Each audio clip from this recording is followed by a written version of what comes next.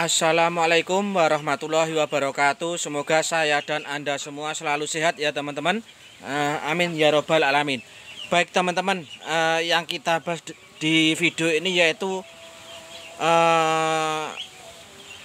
apa-apa saja yang tidak boleh dilakukan bila kita memelihara bebek pedaging spek kecil ya.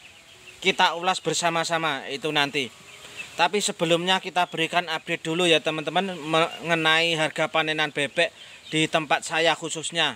Saya infokan kemarin ada teman yang panen itu harganya sudah mencapai 24.000 teman-teman per kilogramnya. Itu bako langganan ya teman-teman. Kalau tidak bako langganan itu tentunya sudah lebih rendah dari itu teman-teman. Biasanya yang tidak langganan itu 23.000 atau 23.500. Itu di sini di Madiun. Kalau di tempat teman-teman misalkan di Blitar itu akan jauh lebih murah lagi ya teman-teman. Infonya di sana itu kemarin ada seorang teman yang menghubungi di daerah Blitar dan Tulungagung. Itu sudah harganya itu 21.000, 22.000 teman-teman di sana.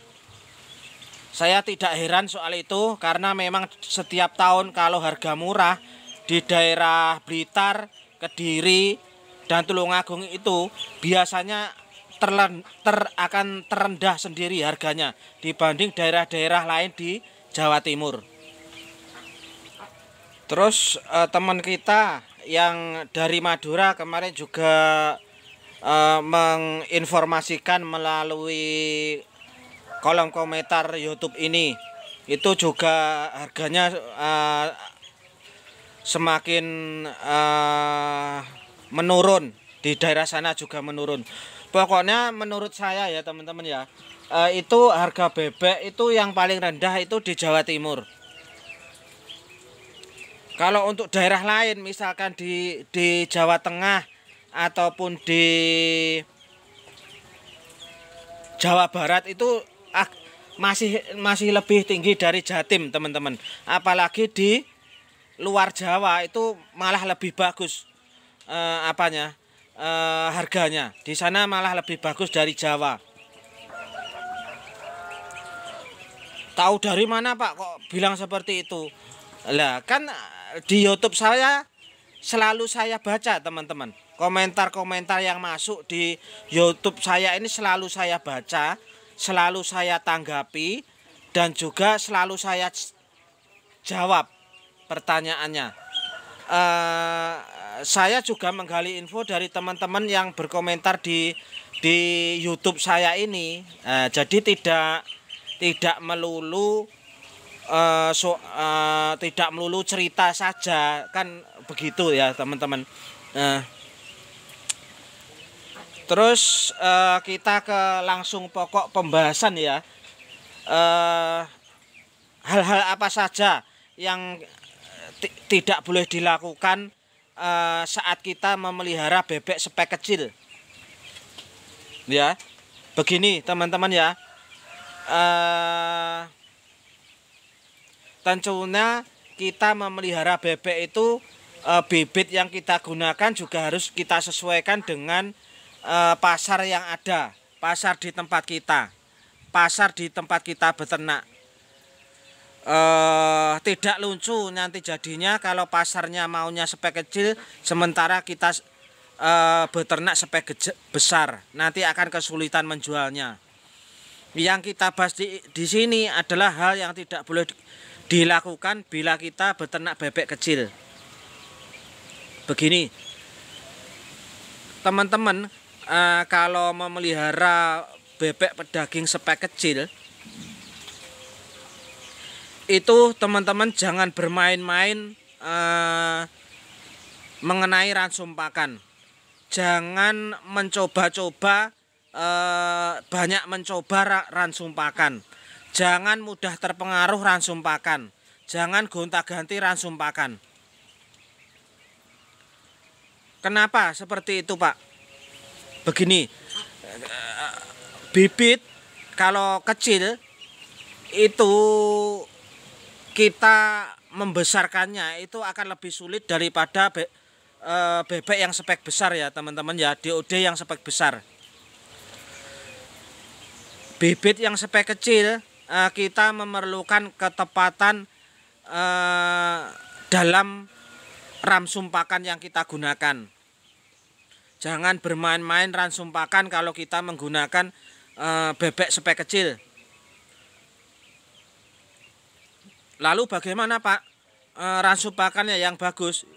Teman-teman harus berpatokan pada kalau membuat pakan ransum sendiri itu patokannya tetap protein 17% minimal, sama yang diterapkan pakan pabrikan minimal juga 17%.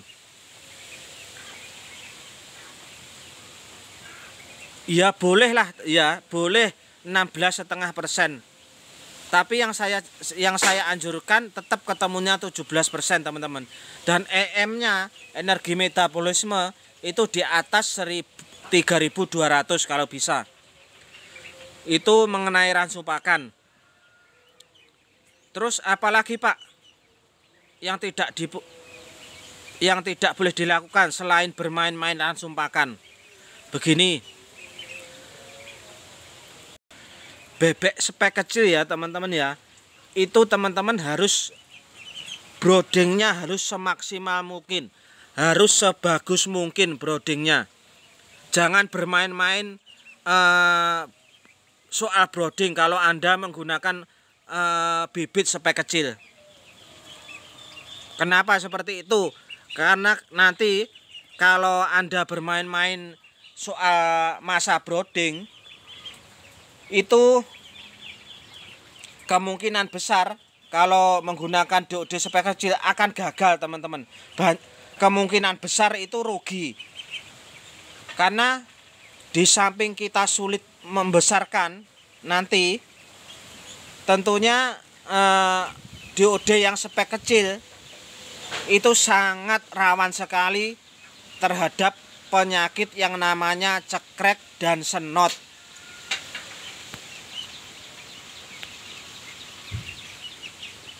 Cekrek dan senot itu rawan sekali menyerang DOD yang speknya kecil.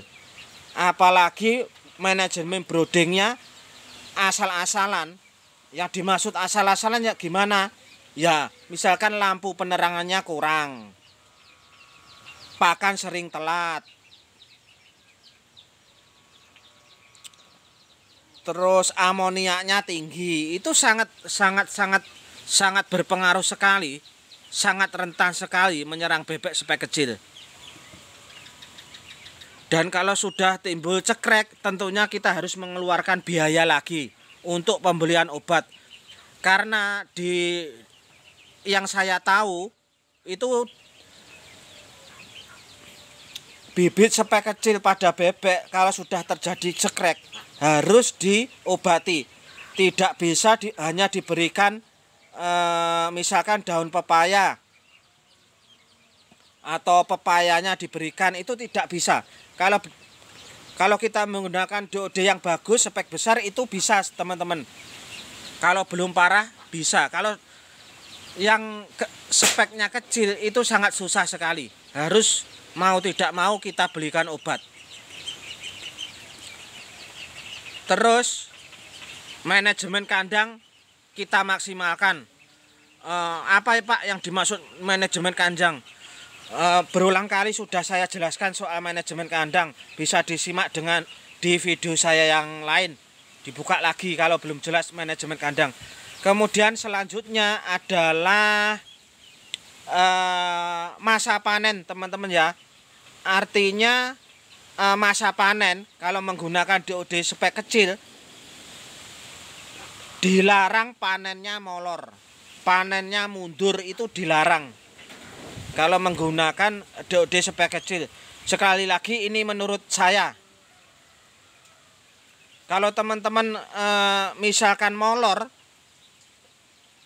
panennya menggunakan DOD spek kecil, itu pasti keuntungan teman-teman akan berkurang, bisa-bisa rugi. Misalkan 40 hari targetnya, kemudian molor jadi 45 hari, 47 hari, pasti keuntungan berkurang banyak, bisa-bisa rugi. Apalagi kalau diperparah dengan harga panenan bebek yang murah meriah seperti saat ini ya teman-teman. Sudah pasti yang menggunakan DOD spek kecil sambat, mengeluh, sudah pasti itu. Karena memang untungnya sedikit dan juga potensi ruginya itu sangat besar kalau panennya molor diperparah dengan harga panenan yang murah. Jadi itu ya teman-teman, sekelumi cerita dari kami Satria Farm. Semoga informasi yang saya berikan ini dalam model video YouTube ini dapat bermanfaat untuk kita semua. Assalamualaikum warahmatullahi wabarakatuh.